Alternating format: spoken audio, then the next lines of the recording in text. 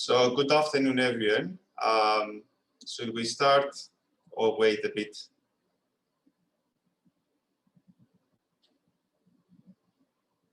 I see more people coming along. Okay.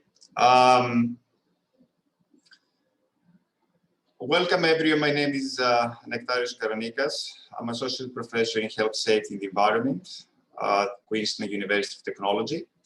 And I'm very happy to be with you today.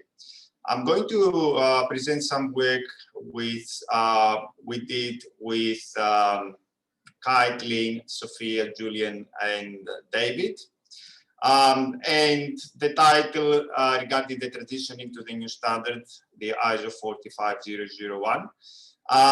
It doesn't mean to cover only transitioning from the older standard, the 4801, but also it would be very interesting for anyone who doesn't have a certification already based on any standard of occupational health and safety management and would like to see whether it is worth to consider the new standards. So this work actually happened last year together with my co-authors who were students of mine in the graduate diploma in occupational health and safety at Queen's University of Technology. And what we did actually was to first compare the two standards, 4801 and 45001, identify the differences, see whether those are actually supported by literature studies. And in addition to that, we check the industry literature to understand the motivation behind 45001, perspectives and views about what the transition looks like, what challenges and benefits the organization might encounter or enjoy. So just from a historical perspective, the previous standard 4801 was published in 2001, a combined effort, and was mainly used as a framework to audit health and safety management systems internally and externally. So in 2018, the International Standardization Organization published 45001. Actually, that was in the making for many years with many different stakeholders trying to, let's say, map in the standard their understanding and practice. Anyway, after I think about 5 to 6 years in the making, it was published in 2018, and Australia and New Zealand adopted actually the standard as it is and published the regional one. So currently, the organizations that are certified according to 4801 must transition to the new standard by this year, September. Unless there's some regulatory obligations, and this allows companies to transition to the new standard by July 2023. So what I would like to unpack today is those aims of 45001, which might look a bit high level, and I don't think somebody would disagree with it. Safety must be at the center of organizational activities and initiatives, and would like to have a more proactive and contextualized risk management to maintain our health and safety management system in an effective way, and probably let's say, be able to implement the new standard to organizations of any scale and complexity.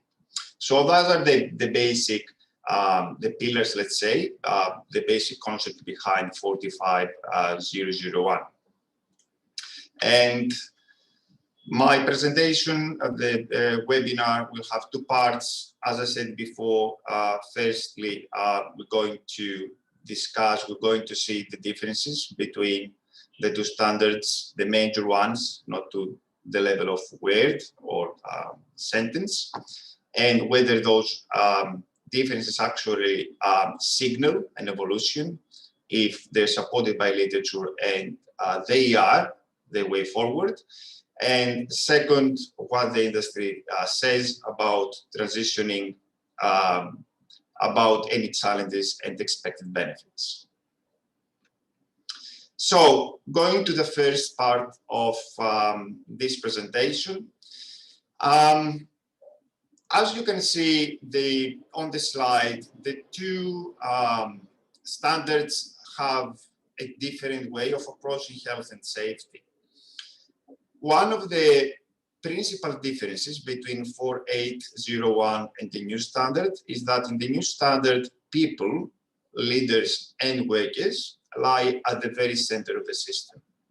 So leadership and worker participation, as you can see on the figure on the right, connect all processes around of planning, support,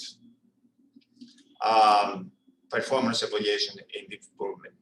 Both models are based on the plan, do, check, act concept from quality management. So they have the same processes around within the standard, but 4501, once more, apart from placing workers and management at the very center, also recognizes the influences of the external environment, the internal context, and sees that the outcomes of the occupational health and safety management system do not come, as you see at the bottom of the graph on the right, do not come out of a specific process, but it's the whole system that generates those outcomes. On the contrary, on the left, we have a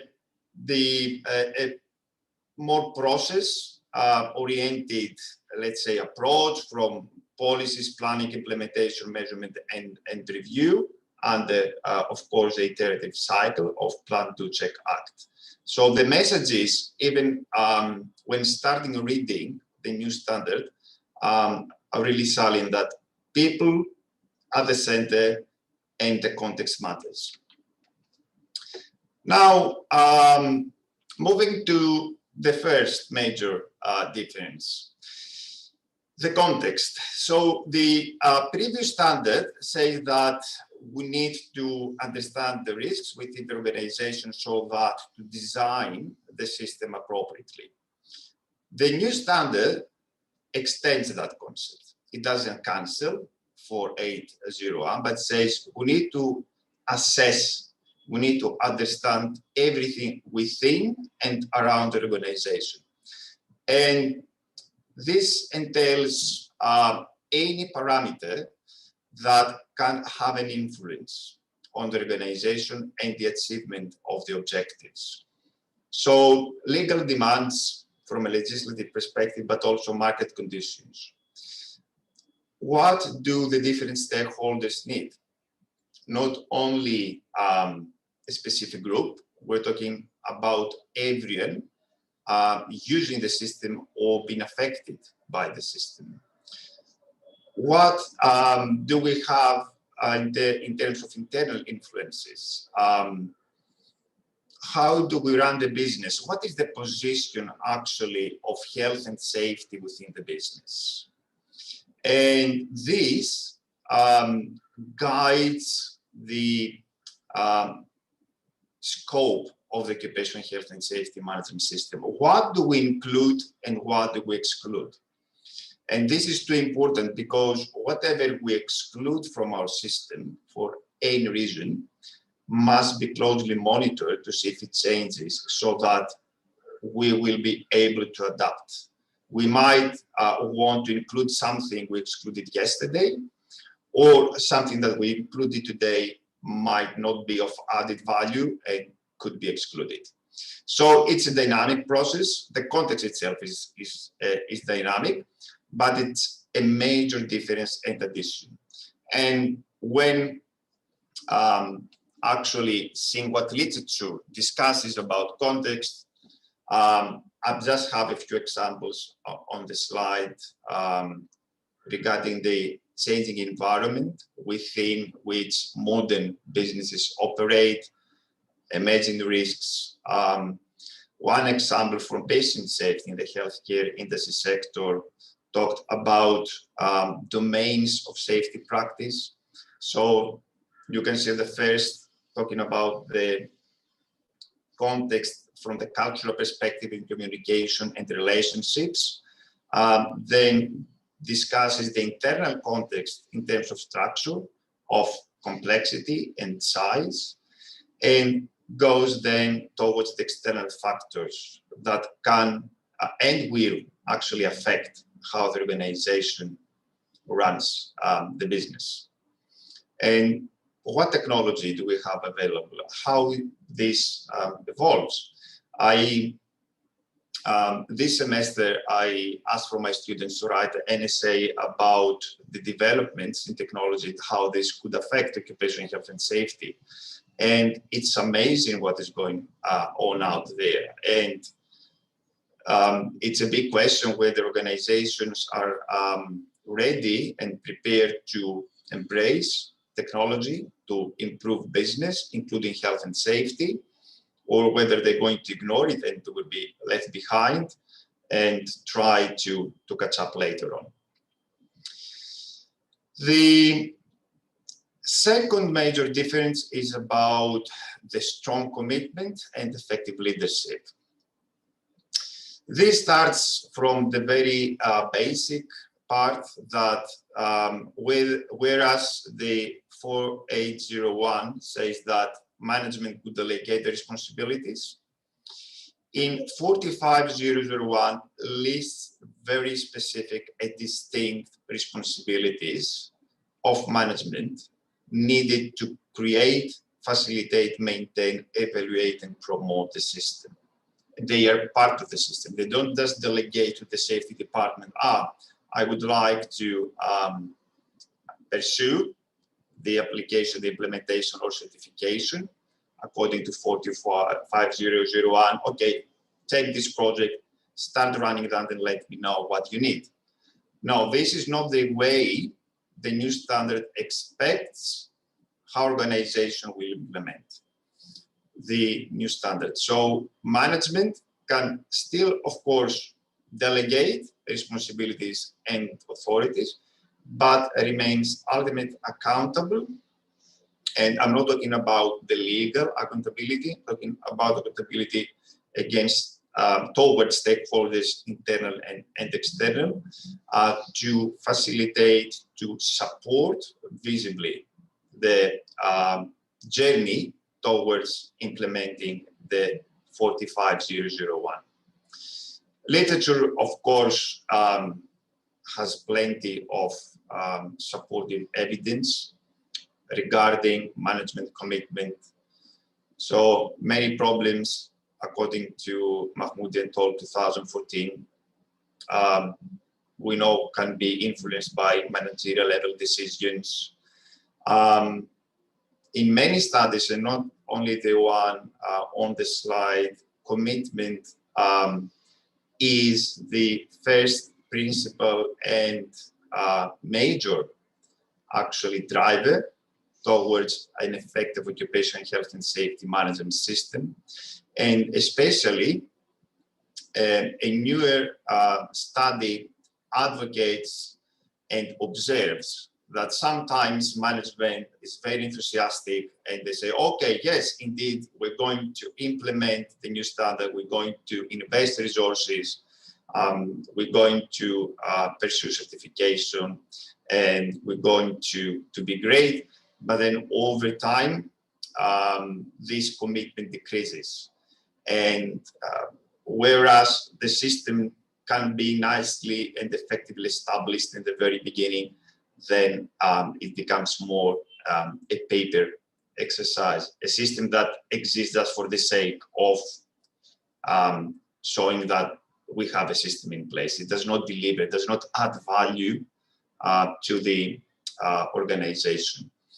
And this mainly has to do not only with the resources, how much money we're going to put into the system, has to do with the visible commitment of managers. And those, of course, aspects are coupled with leadership, two different aspects of how we run businesses, management and leadership. Significant impact as well on occupational health and safety performance. So we're talking about more the operational side of the system, and the leaders who can demonstrate qualities like trust, honesty, integrity, and others can indeed help an occupational health and safety management system be effective, and not actually becoming just a document, just some papers and records. And what each organization will, let's say, experience in terms of leadership style, there is no algorithm there. The literature says, depending on the circumstances, we might want to combine different styles. And 45001 does not say you should be a transformative or transactional or servant leader. It says you need to be a leader, you need to understand the context, you need to support the system through what way is the most appropriate for your system. The third major difference is about participation and engagement. That was part of 4801, but in the new standard becomes even stronger and multi-directional. What actually the new standard says, it's not just communicating with your workforce, but we need to involve them. We need to motivate them to contribute. It's their system. It's not the system of the Occupational Health and Safety Department. It's not just a senior management, let's say, initiative. It is something that it's good for them, and they need to build the system together with everyone around. That's why the new standard says that we should focus very much, not just upskilling people, as we're going to see a bit later, but reduce any barriers to participation. So if we are around the table and we say, let's consult now, let's see how we're going to manage with specific risk, and management has a very authoritative style, this will not help consultation and communication. Most probably everyone will agree. And when we're talking about consultation and participation, this requires the investment of time, training, and any other resources. I remember in one project which I participated back in Europe, in the process industry, we had a discussion with the Health and Safety Department and senior management. And they were saying, but you know, whatever we want to change, any major things, we consult our workers. Say, how do you do that? And they said, we send out the document, and or we inform them during, let's say, the morning briefings, and we encourage them to report back to us with ideas. The problem is that they were not receiving much feedback or any active engagement. And when reflecting and asking around why this was the case, we discovered that nobody gave time to people to participate. So if you send to somebody a 20 pages document, and say, okay, please send me your views in 3 days or 5 days because it's urgent, or in 1 month, but there's no time schedule for that. There's no time to feed back to the organization about initiatives. Then it just remains an ambition. It's more, once more, a process written on a document that we tick the box. I send it to my workers, so I'm going to wait. Only 2 or 5 out of 100 replied. I'm going to take this feedback and proceed. This is not the spirit of 45001, but not only. This is not the spirit of any consultation or agent. So, admittedly, legislation asks for effective consultation processes, as summarized in some literature also work. The other important thing about participation is that managers, supervisors cannot be everywhere and always present. This means that we rely on the shop floor to participate by identifying, trying to resolve and report problems that are that locally emerge and need some treatment on site. In addition to any formal risk assessment strategies we have, sometimes people deal with different daily diverse set of hazards, and the most effective participation ways to have the authority and the space to deal with them and not waiting for approvals up to the command chain. Indeed, all of us, the more we participate in something, the more committed we become. And this applies to occupational health and safety management system and the solutions coming out of those initiatives. And even from a more business perspective, one study back in 2006 calculated huge savings after people started becoming engaged in the occupational health and safety area. And another study actually found that engaged workers participating in occupational health and safety actively could experience fewer and less severe injuries and events than other colleagues. So many studies show more, those are just examples. The fourth difference, 4801 nicely emphasizes training, but somehow approaches training as the only way to gain competency. On the other hand, 45001 discusses about acquiring and maintaining competency, but does not mention paths. Training, it is one of those paths, but not the only one.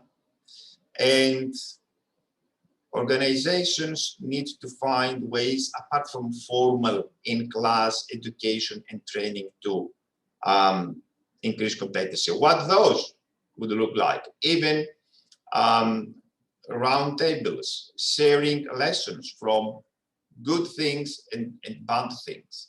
So it doesn't have to be a very formal process, and the training records alone will not be enough to demonstrate competency in the workplace. This is really important in the new standard. Developing staff.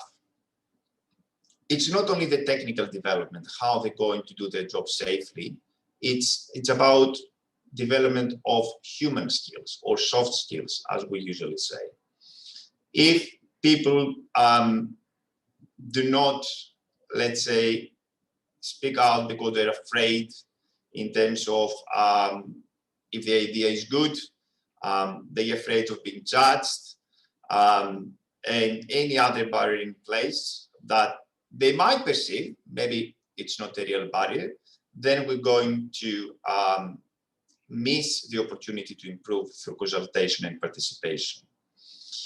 Another important aspect when developing staff is to consider subcontractors and casual workforce. And this is increasingly the new reality across many businesses. And we should not forget that those categories of workers, who are workers still, according to the law, might not have the skills and training to participate through hazard recognition and risk assessment and solving problems in the field. And this untrained workforce or less developed workforce can be actually another barrier for consultation. People who do not understand their role, what their, let's say, how they're valued, how they can perform risk assessments and can minimize their biases and participate in the decision making, most probably will not participate. Not strictly speaking about the occupational health and safety, but I remember back in one of my roles in Europe, we had great initiatives with the organization, and I could see the people who were part-time workers, like for 2 or 3 days, they didn't actually participate in any consultation or any idea. The mindset was, you know, just let me know what I have to do. I'm going to do it and get back home or to another job. So we must recognize that, and we must encourage developing the skills, starting it from the workforce that we have, but also extending that to the wider web of workers. And the other major difference has to do with integrated risk-based management, a more inclusive way about things that we know, things we know but might have changed, emerging also risks. But nicely, the new standard says, do not be afraid always. The changes are not always bad. So it talks also about opportunities. It extends risk management and opportunity management to once more the whole set of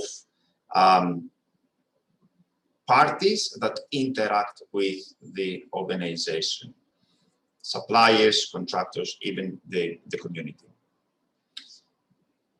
One small literature suggests the risk-based, integrated risk-based management, because it's a very dynamic environment, maybe even more than it used to be 10 or 20 years ago. Also, many sources acknowledge that we try to fix one problem and we intentionally generate another problem. And the final actually difference between the two standards has to do with how we improve the system. So auditing was the main path in the previous standard, and also quite oriented to documenting things. The new standards has a more integrated approach to review not only the operational parts of the organization regarding health and safety, but mainly the processes we have in place, not the procedures. So say, observe, record, try to understand how the processes are run, rather than trying to document everything or just, performing gap analysis between procedures and processes and trying to bring everything to the side of the documents. Provides a bit more guidance about compliance assessment. It's not only a checklist to find gaps, but what methods? How do you increase the validity and reliability of what you measure. How do you know that what you know is valid? Consultation effectiveness also is something that organization need to monitor. It's not only about doing the process, but also checking whether the process delivers. And any problem, any non-conformity does not directly mean that the section, the worker, the team are not complying is, let's say, with the occupational health and safety management system is at fault. It can be the system itself that is not suitable or understandable or whatever to the workforce. Continual improvement, it's a basic concept once more from quality management. Many publications supporting that. The most important thing is that it's to understand it is meant to be a proactive approach. It's learning actually whether something we have in place works well or not, what parameters affect that, and increase the chances of success. And the success in this improvement cycle actually is measured through the ability of users not only to achieve what we have agreed, but also to identify goals and objectives that cannot be achieved because of changes in the organization, because we made assumptions that are not valid, and revise those objectives and goals. And this, of course, regards the planning phase. And culture comes heavily into 45001, mentioned in 10 places. If you do a search, text search, no reference to culture in 48001. It is part of the context. It is indeed an immaterial construct, but very useful to actually consider when we want a really successful occupational health and safety management system.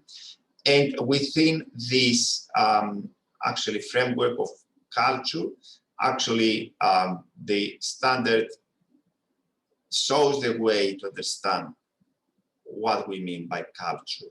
So if the organization focuses and proactively manages psychosocial hazards, if we try to understand and change the work systems and not just the workforce, if we demonstrate leadership and other qualities, then it can be the case that we have a great culture. And of course, needless to say that we have hundreds of examples from the literature discussing how organizational culture, specifically safety culture, contributes to the success, resilient organizations, etc.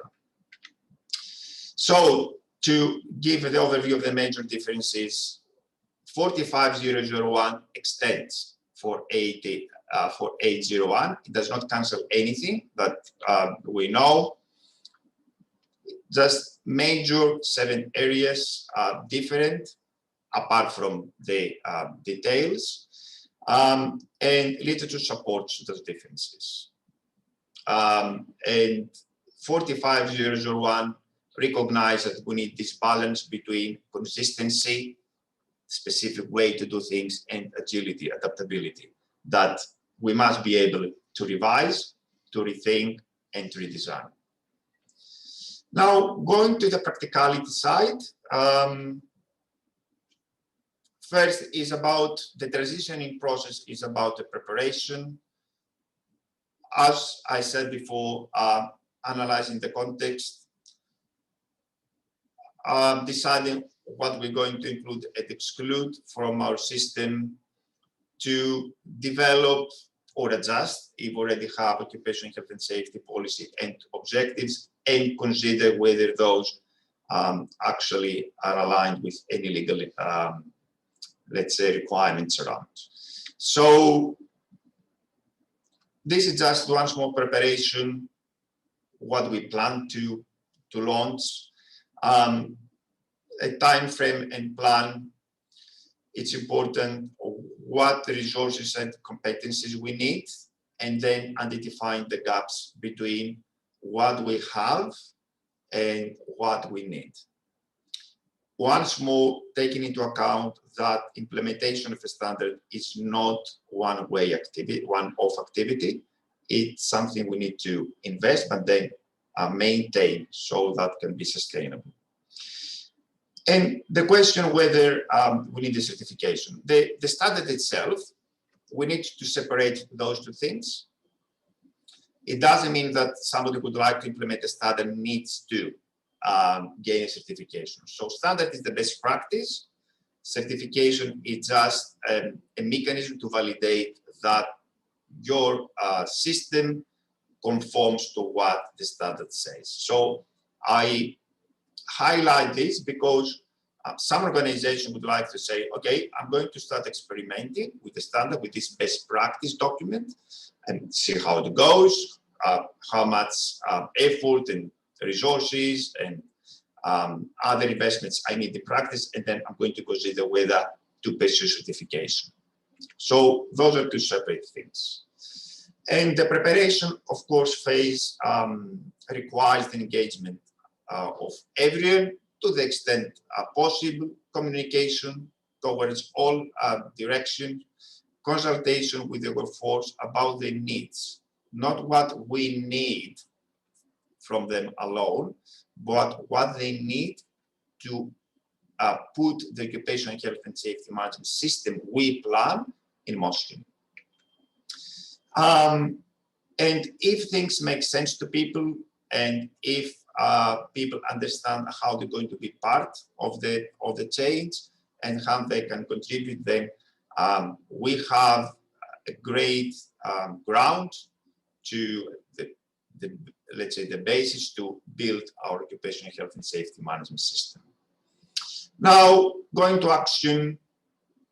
If occupational health and safety is not one of the priorities in the organization, any let's say attempt to implement the new standard might be successful on paper but not effectively implemented. And we need resources, time, information before even finalizing the system. If we cannot secure what we need through the gaps which I presented in the previous slide, then it can be really difficult to implement the standard as intended to the whole extent.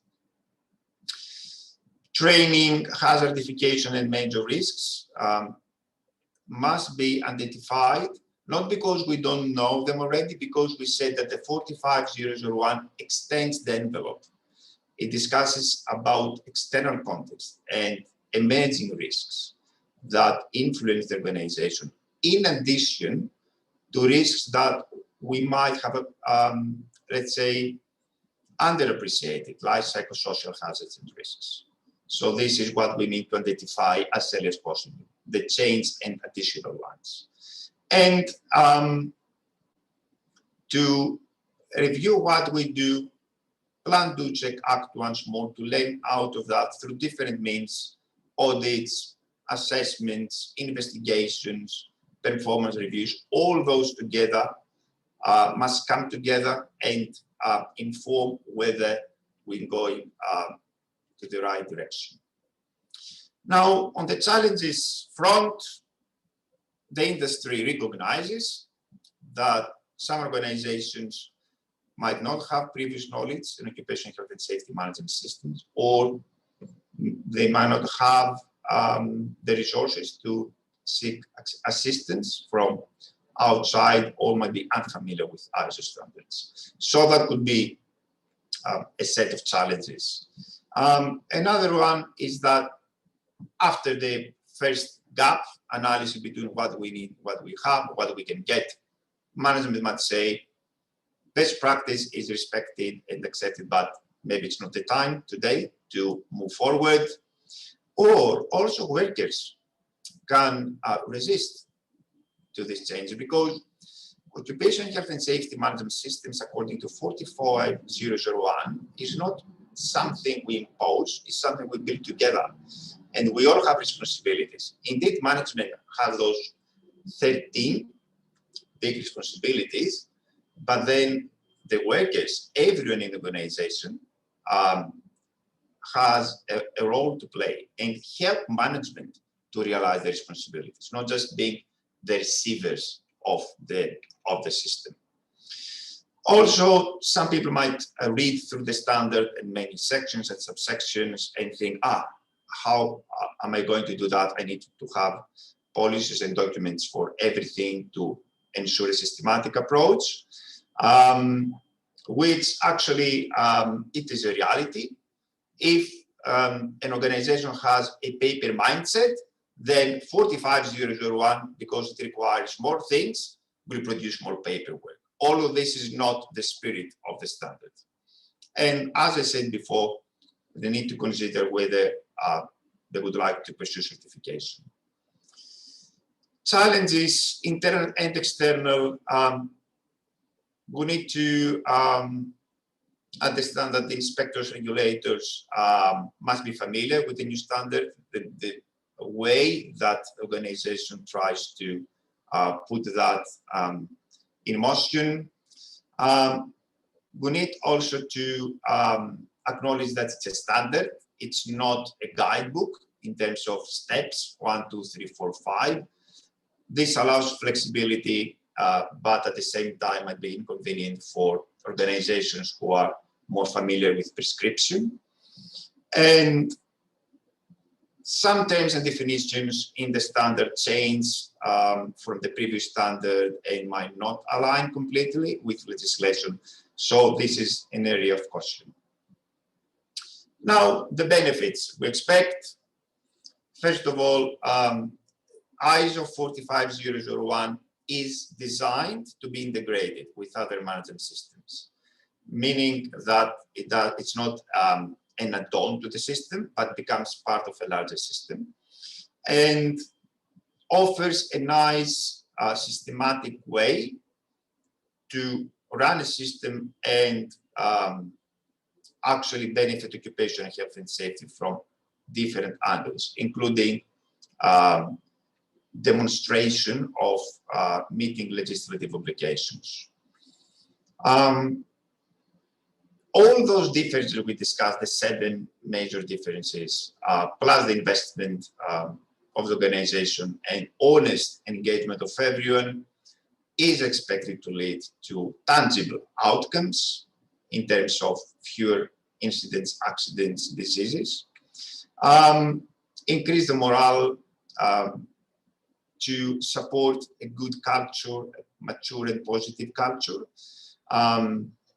to motivate people and increase satisfaction. And those are not the perspectives of the literature, those come from the industry based on literature and based on experience with other management systems. And if somebody wants to gain certification, so a better image internationally, also satisfying most of the stakeholders around the system, can demonstrate compliance through also the certification, increase competitiveness, perhaps, especially talking about global companies, and increase credibility. So to summarize, 45001 has elements that can support both technical parts and soft human parts of organizations. It has a good balance between them. Doesn't say which way, which path you're going to follow. Organization might need to be creative. Maybe they are keen to copy paste from a template or another organization, but this is not advised. This is not what the standard suggests. It says, understand where you are. No organization is identical to another business. And extends our responsibilities and engagement outwards. So to see how we affect others, how others affect us, and what we can do together to promote business all objectives, including occupational health and safety. So at the end, the transition relies mostly on the commitment of managers. If they believe that this is the best practice today, if they have the resources, the literature is there also from an academic perspective, supports those changes. You need to sit together to see pros and cons, and maybe even starting experimenting. So adding things, adding elements to your existing system gradually to see how they work, to assess the feasibility and the cost and the resources and the effort required, and then moving towards the full application, implementation of the standard and possibly certification. But it's not the only way, of course. It doesn't mean that somebody that doesn't have a standardized system that will suffer. It is another vehicle to support occupational health and safety. The better way is to integrate, to make the occupational health and safety management system part and not something separate, a burden for managers and the workforce. And connections, relationships between management and the workforce is central to this new standard. And we need genuine and honest efforts to do that. So this actually